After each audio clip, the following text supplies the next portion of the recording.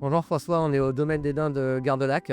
Oui. Ici, on est où? On est sur la commune de Saint-Rémy-sur-Loire, en 24 700. On est à 7 km de Montpont, 18 km de Sainte-Foy, 30 km de Saint-Émilion, 30 km de Bergerac. Ça fait combien d'années que tu es installé, implanté ici? Pour le gîte, ça fait 25 ans que je fais du gîte. J'ai amélioré petit à petit. Tu as très bien amélioré, hein. Je crois qu'on a vu une prestation avec quand même piscine extérieure, on a une piscine intérieure. Un jacuzzi, sauna, hammam. Là, on nous indique un gîte, une cabane dans les arbres. Alors quand on dit une cabane, on est bien d'accord qu'on parle d'une cabane assez...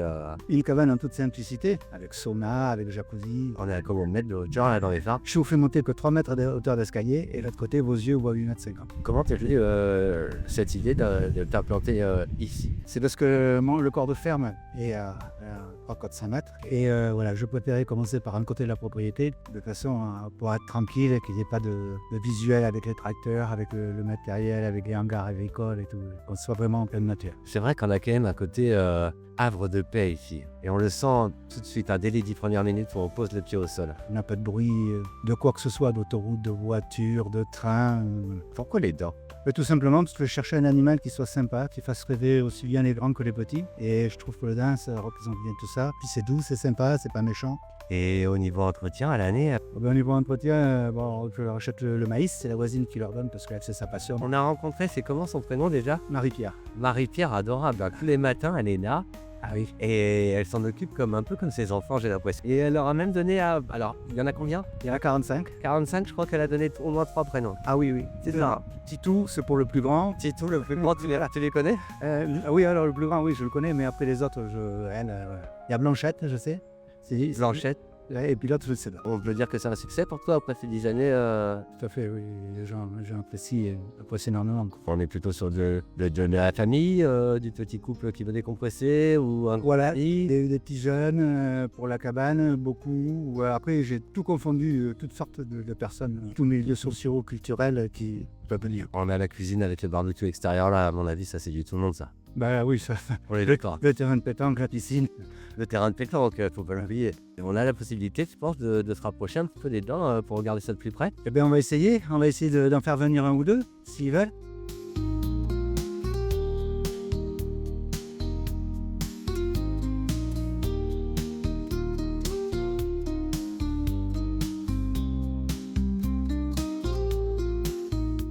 Stéphane, on est où exactement ici? Alors on est sur la commune de Saint-Méard-de-Lurçon, peut-être Sainte-Foy-la-Grande, en Dordogne. On a décidé de créer un golf ici parce que le terrain s'y prête. Et justement, la date de création. Alors on a créé ce terrain en 2009. Et toi, tu te pratiques depuis combien de temps personnellement? Personnellement, depuis 99. D'où est venue cette idée de créer un golf ici? Alors créer un golf, c'était surtout ça le début du cheminement, c'est que je connaissais l'Angleterre et donc en Angleterre on peut jouer dans des pitch and putt pour en gros 5 livres. On vous donne un putter, un pitch qui est un club pour faire 80 mètres et puis 2 balles et vous jouez au golf. On est quand même sur un golf un petit peu tout unique, familial, des débutants on peut même dire. Tout à fait, en fait, on a créé ça pour démocratiser l'image du golf.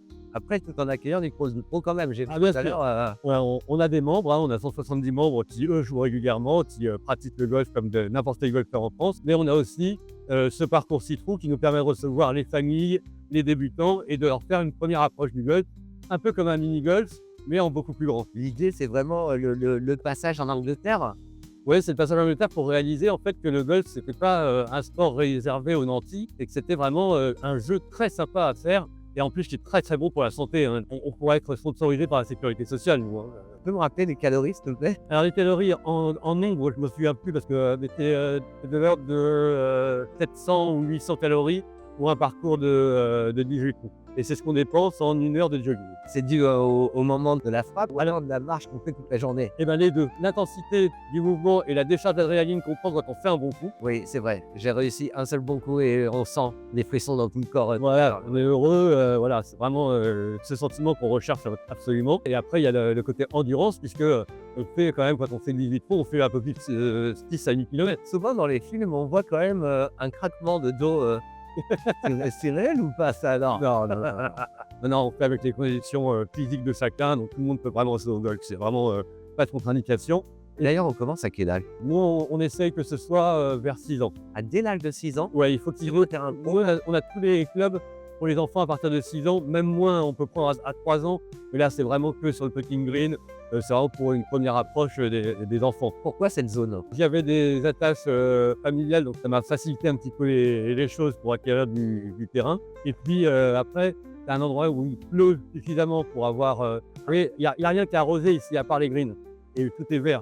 Je ne peux pas amener cette critique comme on retrouve sur quelques golfs américains, si tu vois ce que je veux dire. Bien sûr. Qui arrosent sans arrêt, sans arrêt, sans arrêt. Mais je vois que tu as des ruisseaux tout autour, donc oui, forcément, c'est... Voilà, nous, on n'a pas de problème d'eau. En plus, toute l'eau dont on se sert, elle vient du petit étang qu'on verra tout à l'heure. Nous, nos départs sont en synthétique, donc on n'a pas besoin de les arroser. Les fairways, toute la surface n'est pas arrosée. Il n'y a que les greens qu'on arrose, qui représentent 2500 m² sur les 12 hectares du golf. Est-ce que tu as une petite boutade? Ah, bien sûr, alors, une initiation qui avait été particulièrement rigolote. C'était une famille avec 2 enfants qui avaient entre 10 et 14 ans, et puis les 2 parents. On fait l'initiation comme on vous a fait tout à l'heure, comme on fait à tout le monde d'ailleurs. Ouais, en famille.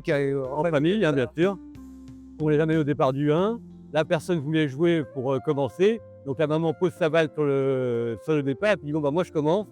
Elle envoie un coup ridiculement plein de rebonds, qui n'est pas du tout un joli coup, Ouais. et qui termine sur le green et qui termine carrément dans le trou.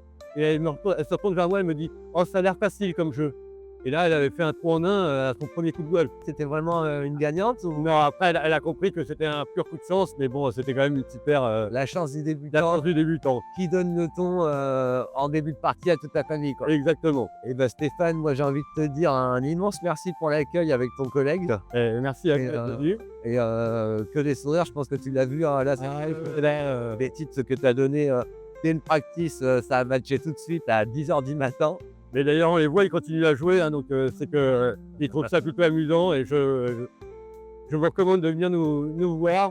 On se prend vite au jeu. Hein. Et le nom, du coup, le golf de Moraven. Et là, on s'est rapproché en fait des viticulteurs du coin qui sont aussi membres du golf. C'est une plus petite appellation qui est vraiment magnifique parce qu'on est sur les mêmes expositions que Château-Million. On a monté un partenariat avec tous ces viticulteurs. On a donné le nom au golf et en échange, chaque viticulteur sponsorise un coup du parcours. J'ai envie de te dire, allons goûter ce soir. Et bien absolument. Allez au Clubhouse, à votre disposition.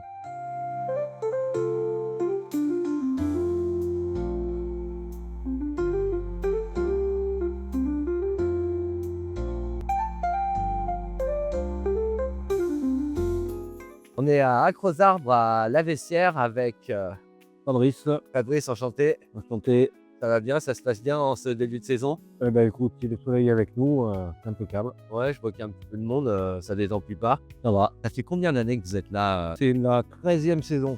Ouvert en 2012. Et le ressenti après toutes ces années On a ouvert les petits parcours. Maintenant, on en a 12, le mini-golf, le laser.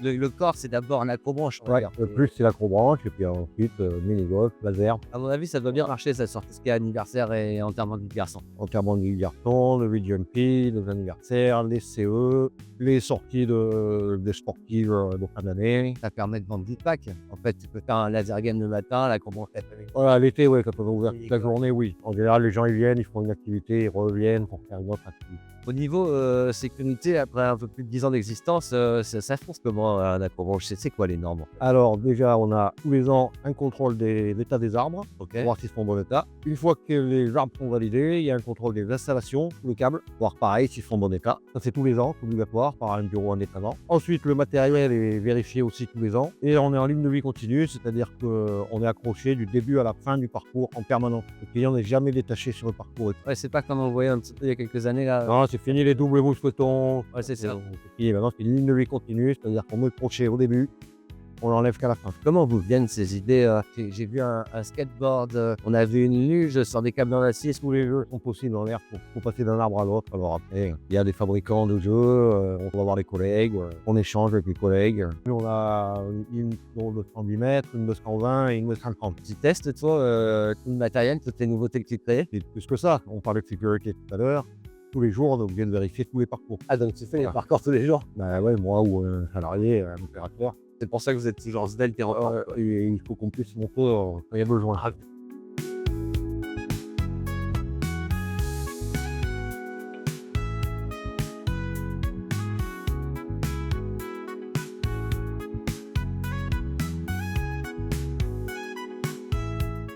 On est avec Michel sur le site de la Charbonnière. Michel, est-ce qu'on peut te définir comme un randonneur, un guide nature? Randonneur, oui, enfin si on veut. Le but c'est de marcher, c'est plus une balade qu'une vraiment randonnée qu'on fait. Mais autour de la nature en fait, oui. Ok.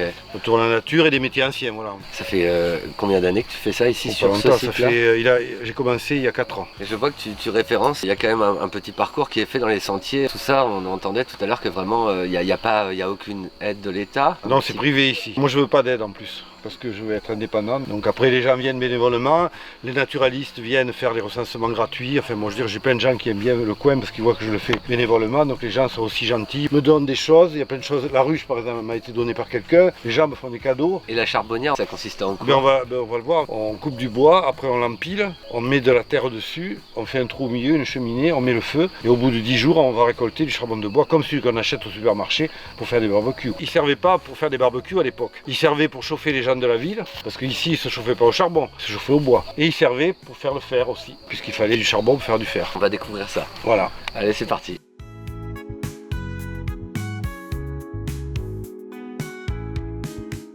Alors là, en fait, cette mare-là, j'ai commencé, je voudrais faire un recensement de la faune et de la flore.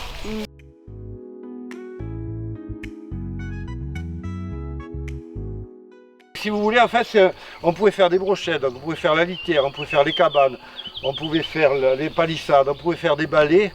Donc c'est un... Alors quand vous passez à côté, vous dites, mais ça ressemble à rien, on est d'accord, hein. Et en fait, c'était le végétal roi de la forêt, là.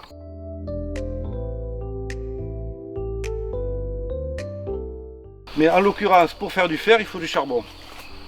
Et le charbon, il est pris dans les bois. C'est pour ça que les forêts, au 19e, 18e siècle, elles étaient détruites, parce qu'il fallait beaucoup de charbon. Imaginez-vous que dans le nord de la Dordogne, c'est là où on fabriquait les canons. Il fallait du bois en pagaille, hein.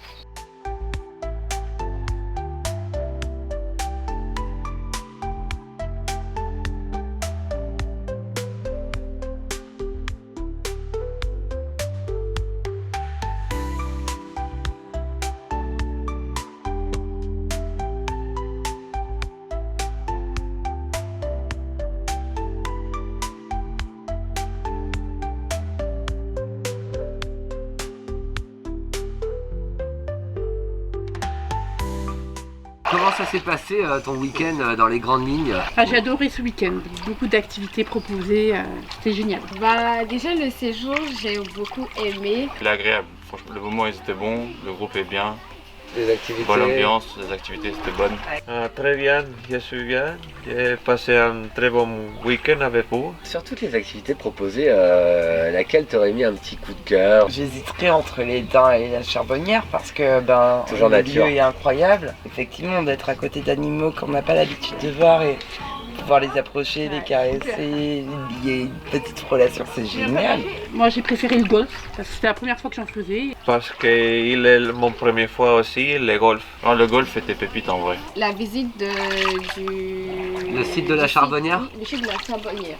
Tu connaissais du monde toi sur tout ce groupe là, sur le week-end? À part toi, je connaissais personne, mais plein de belles rencontres, des moments styles, sympas. T'as rencontré combien de villes ou de régions ou de pays différents? Je dirais que c'est 4 ou 5 régions, plus ou moins qui viennent de France et d'autres pays. Tu viens d'où toi d'ailleurs, tes origines, est-ce que si t'en avais? Originaire du Portugal. Ivoirienne mais qui était à Paris. Muchas gracias a Big Fish por la organización. Hemos pasado un momento y un buen fin de semana. Gracias a Teddy.